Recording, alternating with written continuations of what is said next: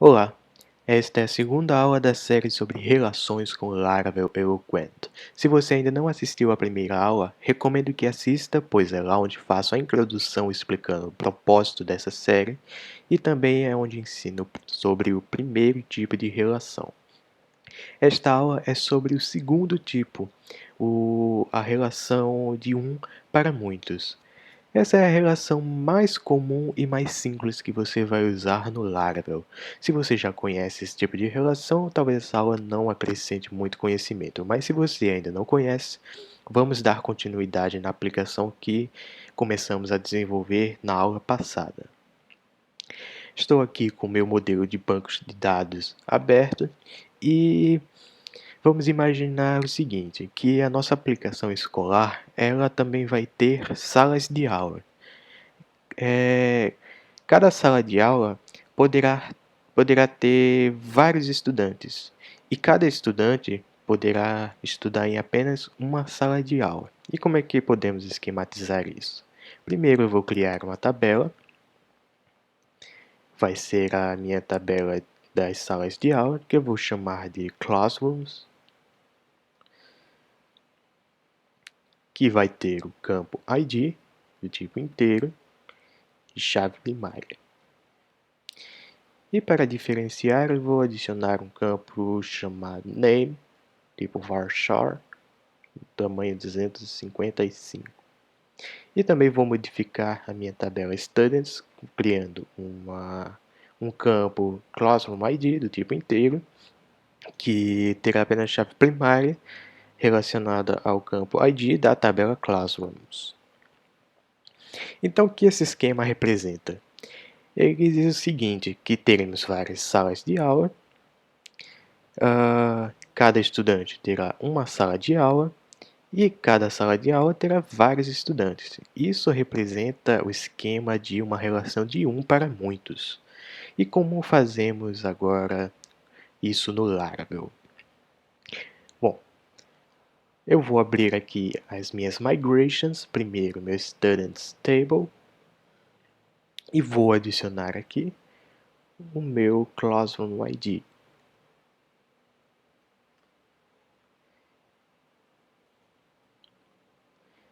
E também vou adicionar a chave estrangeira, classroom ID,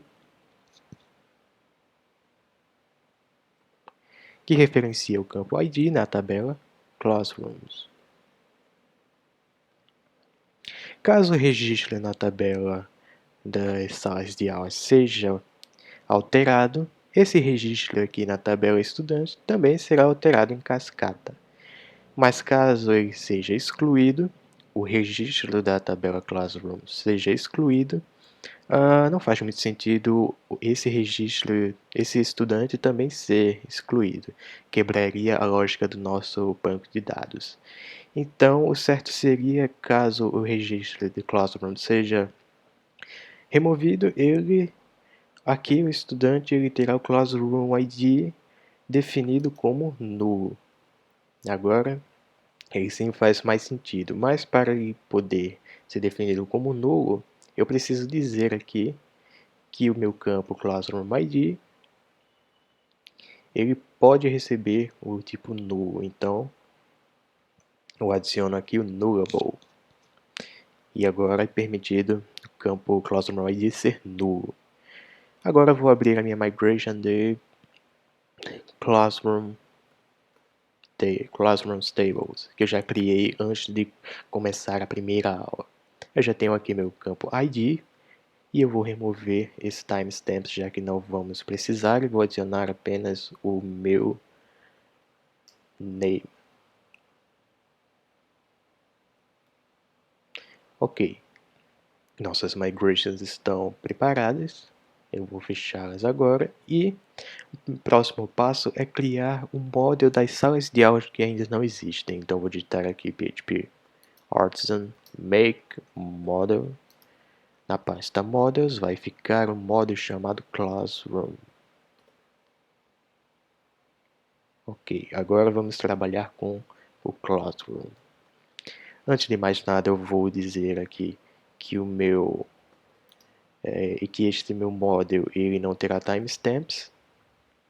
Então vou definir o timestamps como false. E que os campos que podem ser preenchidos são apenas o name. Só temos esse campo, então pronto. Já temos aqui o nosso model preparado. Agora vamos definir as relações. No meu classroom, eu vou adicionar um método chamado students, que é a partir desse método que vamos recuperar os nossos estudantes. Então pense só, qual relação esse método deve retornar? Isso aqui é uma sala de aula que possui muitos estudantes, então a relação é possui muitos, has many. Então, return this has many, possui muitos students. E se você tem uma chave estrangeira diferente, você pode defini-la aqui. Mas se você possui Classroom ID, você não é necessário defini-lo aqui, porque o Laravel já pressupõe que temos aqui a tabela desse módulo seja Classrooms, então a chave estrangeira deve ser o nome da tabela no singular com o ID no final, então não é obrigatório adicionar a chave estrangeira no nosso caso. E temos aqui a relação direta de um para muitos definida. Agora falta definirmos a relação inversa, que vai ser no modo de estudantes. Vou abrir aqui meu student e vou adicionar o nosso método inverso, que vai ser o classroom, pois o estudante só possui apenas uma sala de aula, e essa relação inversa é a mesma do tipo 1 para 1, que é o belongs to, ele pertence a. Turn this belongs to, ele pertence a classroom, class, seguindo toda a mesma lógica da relação de 1 para 1. Agora eu vou chamar aqui as minhas classes, a minha relação relations belongs to, e também a meu model classrooms, use app models classroom, e aqui também eu vou chamar relations has many, ok, e use app models student. Pronto, definimos aqui a relação direta e a relação inversa. Agora vamos testar se está funcionando tudo direitinho. Eu vou abrir aqui meu Tinker. E agora eu estou com... Aliás, antes do Tinker, nós modificamos as migrations, então precisamos migrar todas essas modificações para a tabela novamente. Então eu vou digitar aqui o PHP Artisan migrate.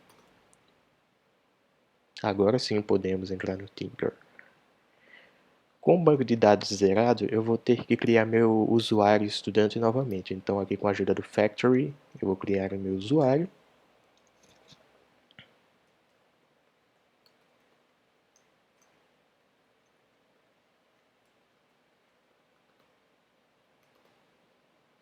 Tenho aqui meu usuário, agora vou defini-lo como estudante.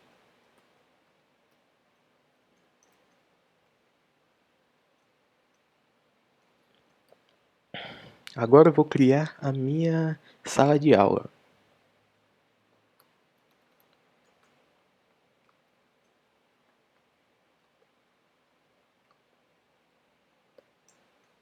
Eu vou chamar essa sala de aula de sala 1.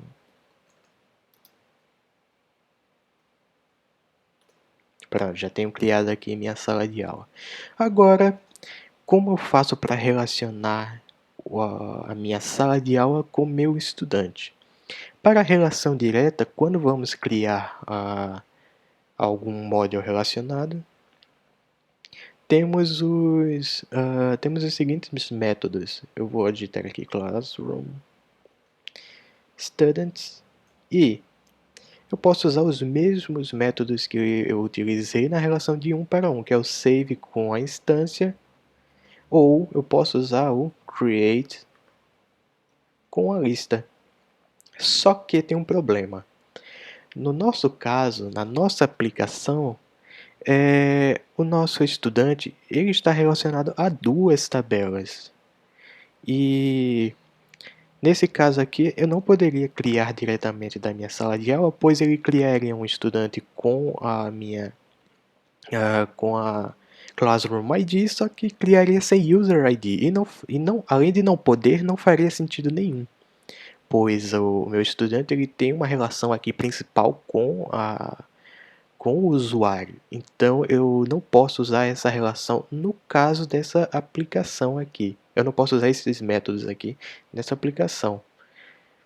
Ele é apenas para quando você tem uma relação simples aqui entre uma e outra, não quando você tem duas. Então nesse caso aqui,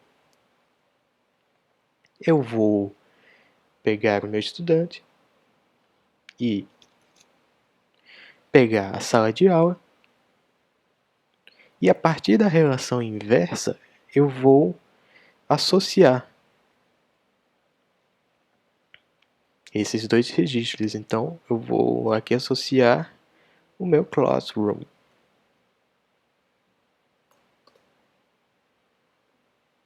Student.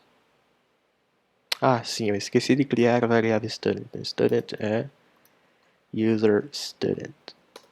Agora sim. Pronto. Agora eu vou dar um student save para salvar essa associação. Então vamos ver o que acontecer. Meu student já está aqui com a sala de aula. Agora vamos ver se a sala de aula está com estudantes. Pronto. Está aqui minha sala de aula com os estudantes e o estudante com a sala de aula.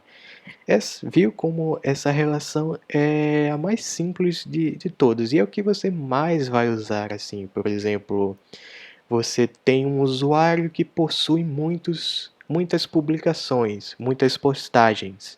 Você pode ter uma postagem que possui muitos comentários, por exemplo. E tudo isso feito de uma forma bem simples, né? Você pode usar lá o save ou create, né? Já que esse exemplo que eu dei, eles são simples, eles não têm várias relações.